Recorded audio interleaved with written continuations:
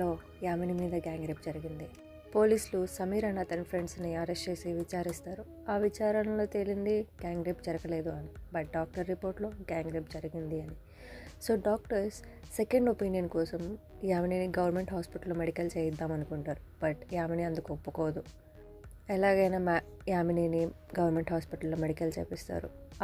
ఆ మెడికల్లో వచ్చిన రిపోర్ట్ యామిని మీద గ్యాంగ్ రేప్ జరగలేదు అని. సో పోలీసులు ఆ రిపోర్ట్ ఆధారంగా విచారణ చేస్తే తెలిసింది ఏంటంటే యామిని, ఆ డాక్టర్ అండ్ న్యూస్ రిపోర్టర్ వీళ్ళందరూ కలిసి ఒక ఫేక్ కేసు సృష్టించి సమీర్ అండ్ అతని ఫ్రెండ్స్ని అరెస్ట్ చేయిస్తారు.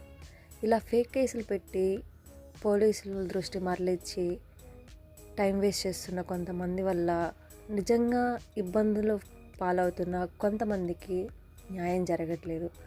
సో ఇలాంటి కేసులు పెట్టి పోలీసుల దృష్టి మళ్ళించాలని ట్రై చేయవద్దు.